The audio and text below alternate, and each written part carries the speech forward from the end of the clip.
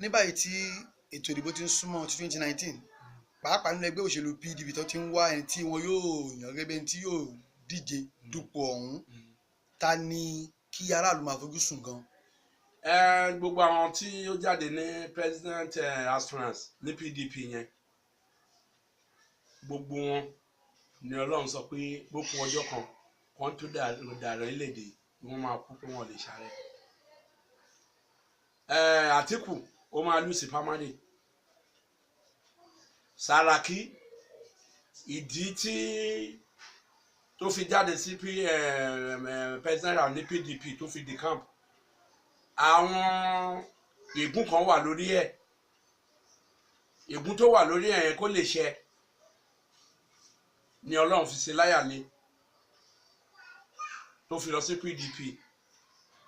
ìràwọ̀ òkìkí ẹ̀ máa kàn ní 2018 sí 2019. ìràwọ̀ ẹ̀ máa dàbí tí Jákàndé ni bí wọ́n ṣe gbúrò Jákàndé ní Lagos State, bẹ́ẹ̀ ni wọ́n ní gbúrò Sàràkí mọ́, but òkìkí ẹ̀ máa kàn ní 18 to 19 yìí. Lẹ́yìn yẹn òkìkí ọ̀ní kan mọ́ á wọlé ni gẹ́gẹ́ bí ìgún. Ta ló máa fà kalẹ̀ tó máa díje dupò ọ̀hún lọ́dún 2019 láàrin àwọn tí wọ́n ń fà mọ́ra wọn lọ́wọ́ yìí? Ta ló ń tàn nínú wọn? Tí Senator Rabiu Gagaso tó bá ní special prayer, òun ló máa jáwé bí. Ṣùgbọ́n Àtíkù tó ń lọ tó ń bọ̀ kí ló máa ṣẹlẹ̀ sátìkù? Àtíkù nǹkan tó máa ṣẹlẹ̀ sí ó ti sọ fún Nàìjíríà nínú ẹkún tó ń sun. Torí màlíkà méjì lọ́lọ́run dá sílé ayé, ìkan á máa sunkún, ìkan á máa rẹ́rìn.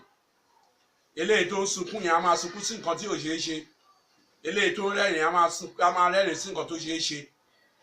So Àtíkù ti sọ fún Nàìjíríà pé òun ò níbì kan lọ.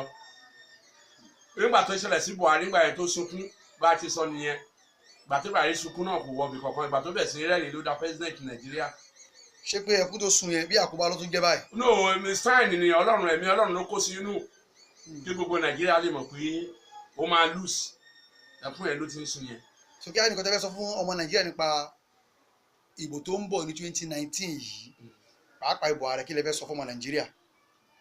Buhari náà ni alọ́dún mẹ́jọ rà pé, torí mo ti sọ ní àsọtẹ́lẹ̀ náà àwọn pépà kan gbà tára ọ̀yà pé Ọlọ́run sọ pé kí n má gbàdúrà fún Buhari pé ara ẹ̀ dá, pé òun fẹ́ fún lágbára tó máa fi strong láti wá ṣe ẹ̀kejì kí ìlérí wọn àti má jẹun lè ṣe lórí ẹ̀. Orúkọ yín lẹ́ẹ̀kan sí àti nọ́mbà yín tó lè pè é sí. Orúkọ mi ni Wòlíì Ọlágúnrẹ́ Ìfálẹ́mú, olùdásílẹ̀ ìjọ Mountain Blessing and Miracle Church Alápàkó nípínlẹ̀ Ògùn. Nọ́mbà yín kọ́? Nọ́mbà mi ni 080 35 300 728. Ẹ pè lẹ́ẹ̀kan sí. 080 35 300 728.